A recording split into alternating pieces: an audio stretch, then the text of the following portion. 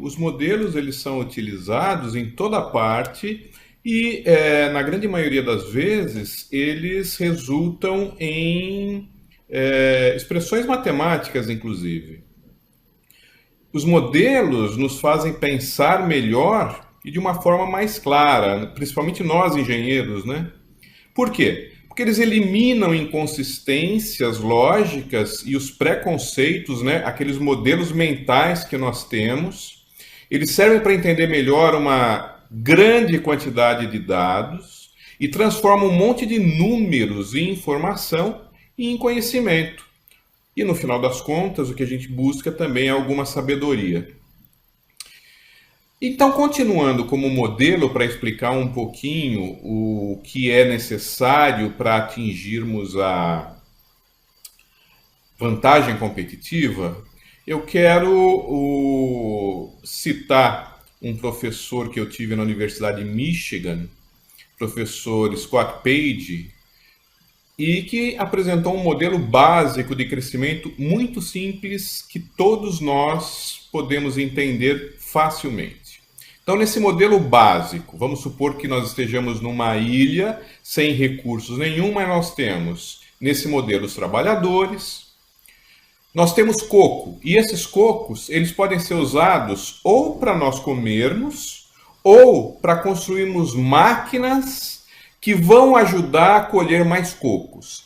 Então, essas máquinas serão máquinas de separação, mas nós temos que saber também que essas máquinas desgastam. E aí eu vou definir alguns parâmetros para montar esse modelo básico de crescimento da nossa sociedade rudimentar para máquinas de coco. LT serão os trabalhadores num determinado tempo T. MT serão as máquinas no tempo T, número de trabalhadores e número de máquinas. OT serão os outputs ou as saídas de coco no tempo T. ET, o número de cocos consumidos no tempo T. O IT, o número investido em máquinas no tempo T. E S, uma taxa de poupança.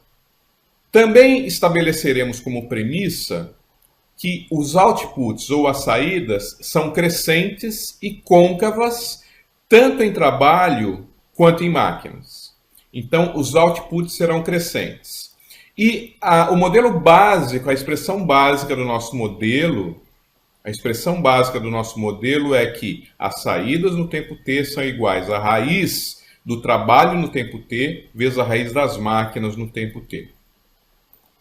Outra premissa é que a saída é investida ou consumida, ou seja, as saídas no tempo T serão iguais ao número de cocos consumidos no tempo T, mais o número de máquinas investidas no tempo T, e o IT será igual à taxa de poupança vezes a saída no tempo T.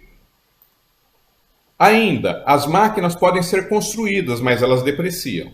Então, as máquinas no tempo T mais 1 serão iguais às máquinas no tempo T mais o número de máquinas investidas no tempo T menos a taxa de depreciação vezes o número de máquinas. Como essas máquinas desgastam ao longo do tempo, nós teremos a depreciação. Então, como premissas, a saída é crescente e côncava tanto em trabalho quanto em máquinas. A saída é investida ou é consumida. As máquinas podem ser construídas, mas depreciam. As máquinas desgastam ao longo do tempo. Então, por que a gente fala que ele é côncavo? Significa que a primeira máquina vale mais do que a máquina anterior. Então, a primeira vale mais que a segunda vale mais que a terceira mais que a quarta. Simplificando esse modelo, eu vou admitir que os trabalhadores no tempo T são iguais a 100, LT igual a 100. A minha expressão da saída nesta forma será que o output no tempo T será igual a 10 raiz das máquinas no tempo T. Vou adotar uma taxa de depreciação de 0,25 e uma poupança de 0,30. Então, primeiro ano. Primeiro ano eu inicio com 4 máquinas. Então, isso significa dizer que A saída de coco no tempo t é igual a 10 raiz de 4, igual a 20 cocos. O IT, número de máquinas investidas no tempo t, é igual ao fator S vezes o que saiu no tempo t. Então é 0,30 vezes 20, investi em 6. O ET, que é o número de cocos consumidos no tempo t, será igual ao output menos o IT, que é a diferença, 20 menos 6, 14. E será depreciada uma máquina em função da taxa de 0,25. Significa que no ano 2 nós teremos MT mais 1, T mais 1 é 2, MT 4 máquinas, mais o IT 6 máquinas, menos uma máquina. Eu terei 9 máquinas. Crescente, de 4 eu passei para 9.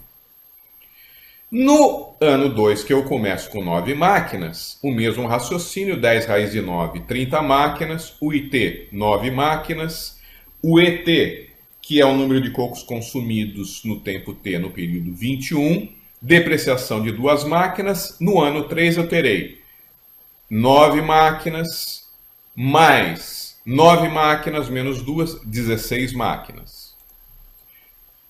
Começo o ano 3 com 16 máquinas, 16 raiz 4, 4 vezes 10, 40, 12 IT, 28 ET, depreciação de 4. No ano 4 eu começarei com 16 máquinas, mais 12, menos 4 depreciadas, 24 máquinas.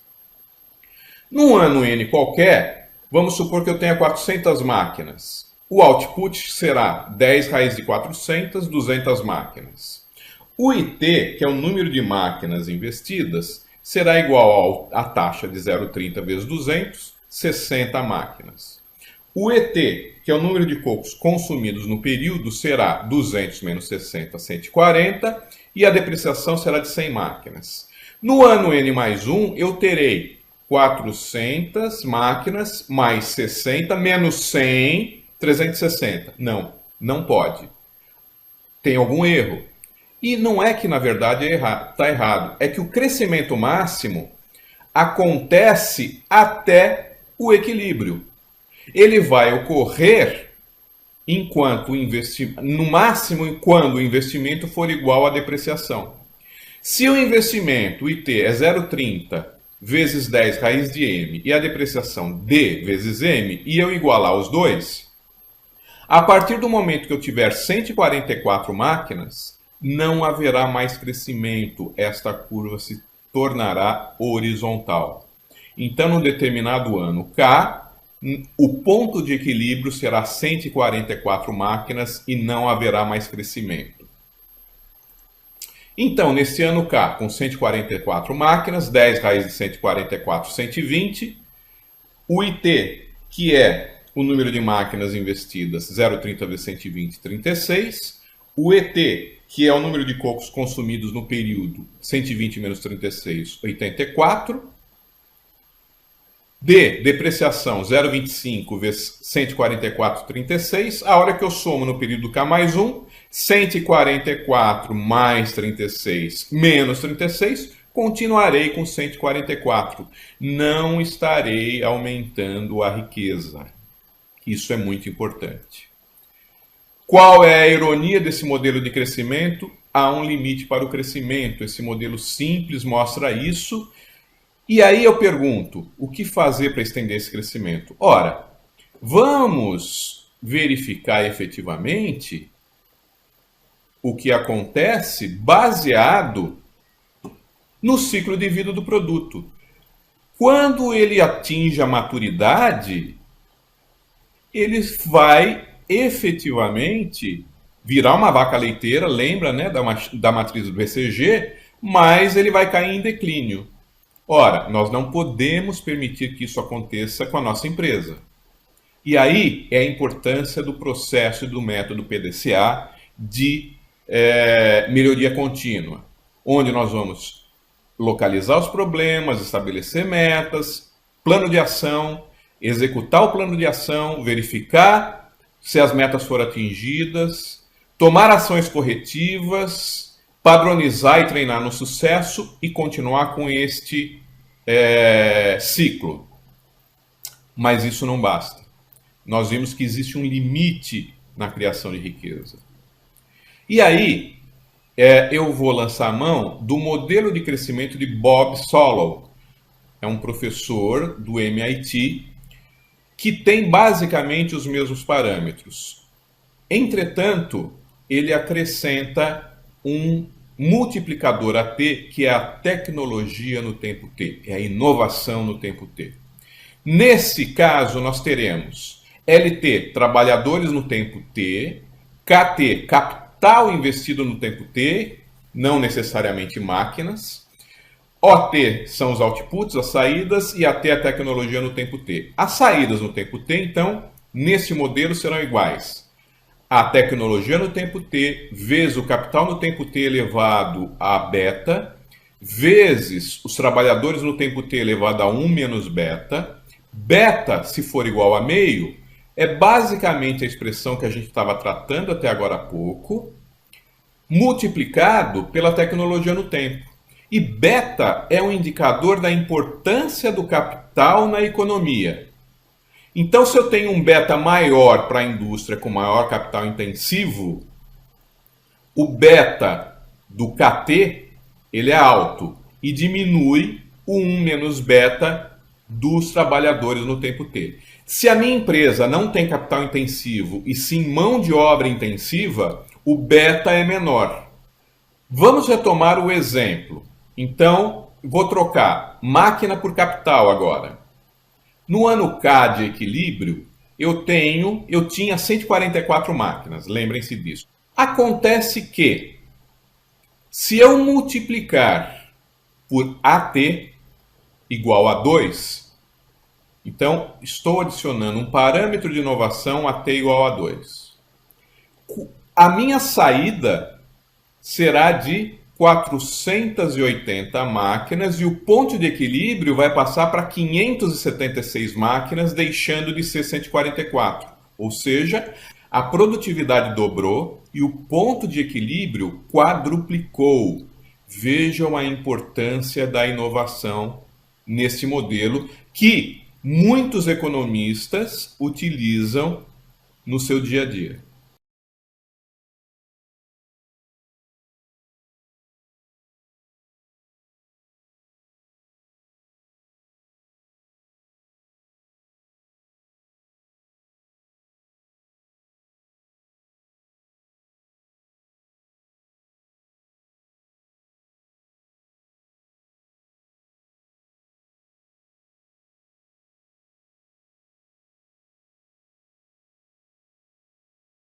Se, ao invés de 2, eu utilizar um parâmetro de inovação igual a 3,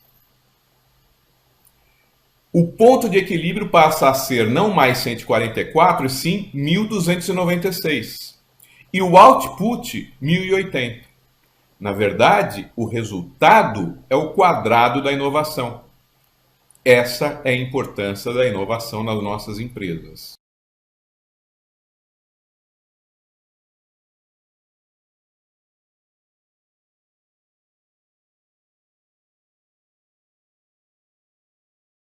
Ou seja, os multiplicadores de inovação fazem com que o trabalho e o capital sejam mais produtivos, há incentivo para investir em mais capital, o crescimento pode continuar com mudanças tecnológicas, incrementando o nível do ponto de equilíbrio, a gente vai aumentando esse ponto de equilíbrio e renovando o ciclo de vida